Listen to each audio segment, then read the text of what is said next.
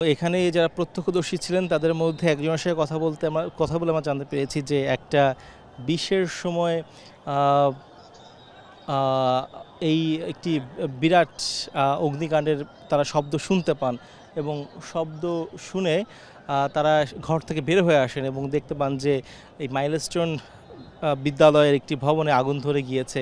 তারা তড়িঘড়ি করে সেখানে ছুটে যান এবং তারা দেখতে পান যে বিমান দুর্ঘটনার কিছুক্ষণ পরেই আর্মি সদস্য এবং ফায়ার সার্ভিস সদস্যরা তারা এসে মই দিয়ে যেই ভবনটিতে এই দুর্ঘটনা ঘটেছে সেখান থেকে যারা যারা জীবিত ছিলেন বা যারা যারা আসলে তখনও উদ্ধার করা যাচ্ছিল তাদেরকে তারা বের করে এনেছিলেন। এখন পর্যন্ত আমরা জানতে পেরেছি যে ভবনটিতে আসলে এই বিমানটি বিধ্বস্ত হয়েছে সেই ভবনটিতে মূলত ক্লাস 1 থেকে ক্লাস 6-এর শ্রেণীর পাঠদান করা হতো। তাই বলাই যাচ্ছে যে যারা হতাহত হয়েছেন তাদের অধিকাংশই মূলত একদম শিশু এবং কিশোর যারা ক্লাস 1 থেকে 6-এ পড়াশোনা করতেন।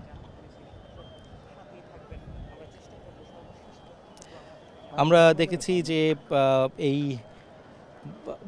বিমান বিধ্বস্তের পরপরই উদ্ধার কাজের মধ্যে বেশ কিছু হেলিকপ্টার এসে এই জায়গাটি কি করেছে সেখানে তারা এই মাঠে অবতরণ করে এখানে জরুরি ভিত্তিতে যাদেরকে পাওয়া গেছে এরকম 4 জনকে তারা উদ্ধার করে সিএমএইচে নিয়ে গিয়েছে। আমরা এই মুহূর্তে দেখতে পাচ্ছি যে এই মাঠের একটি রাস্তা দিয়ে বেশ কিছু ট্রাক ঢুকছে এবং বেশ কিছু অ্যাম্বুলেন্সও সেখানে যাচ্ছে। আমরা হয়তো দেখতে পাবো যে যদি কাউকে উদ্ধার করে এখন ভিতর থেকে বের করা হয় সেটি এখন হয়তোবা তাদেরকে অ্যাম্বুলেন্সে নেওয়ার একটি প্রক্রিয়া শুরু হবে। আমরা দেখতে পাচ্ছি ভবনটির পিছনের যেই জানলা সেই জানলার সামনে বেশ কিছু সেনাবাহিনীর সদস্য তারা সেখানে আছেন। তারা এই পিছনের জানলাটি ভেঙে সেখানে তারা উদ্ধার কাজের জন্য সেই জায়গাটি অবস্থান করছেন।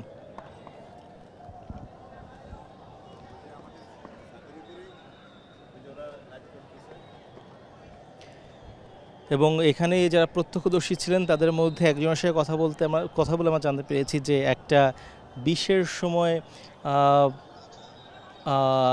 এই একটি বিরাট অগ্নিকাণ্ডের তারা শব্দ শুনতে পান এবং শব্দ শুনে তারা ঘর থেকে বের হয়ে আসেন এবং দেখতে পান যে এই মাইলস্টোন বিদ্যালয়ের একটি ভবনে আগুন ধরে গিয়েছে।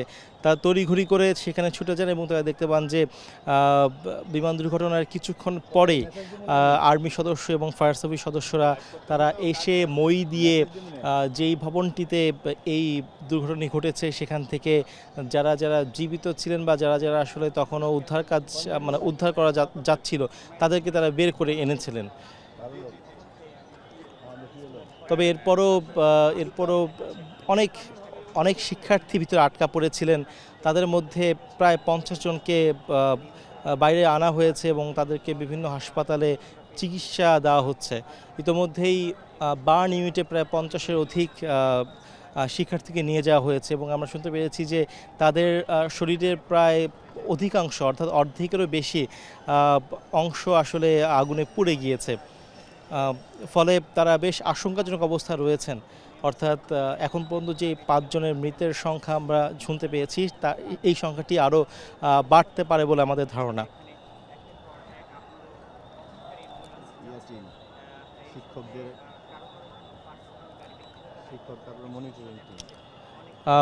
এই বিদ্যালয়ের যে ক্যাম্পাসে মূলত বাইরের কোনো গাড়ি বা বাইরের কোনো মানুষকেই ঢুকতে দেওয়া হচ্ছে না। অনেক উৎসাহী মানুষ এবং গাড়ি তারা কিন্তু ঢোকার চেষ্টা করছে এখন পর্যন্ত। তো পুলিশ এবং আর্মিদের বেশ বেগপিতা হচ্ছে বাইরের যে মানুষের জটলা যে ভিড় সেটিকে নিয়ন্ত্রণে রাখার জন্য।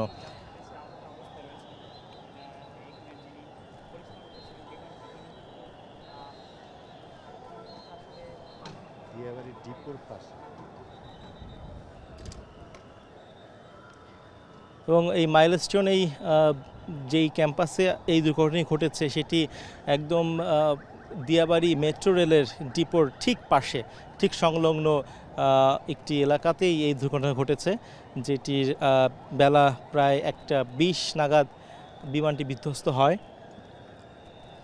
বিমান বাহিনীর একটি প্রশিক্ষণ বিমান F-7BG, এই বিমানটি আজকে 1:20 নাগাদ সময়ে এখানে বিধ্বস্ত হয় এবং এরপরেই বিমান থেকে আসলে অগ্নিকাণ্ডের ঘটনা ঘটে। যেই অগ্নিকাণ্ডে দগ্ধ হয়েছেন প্রায় 50-এর অধিক শিক্ষার্থী।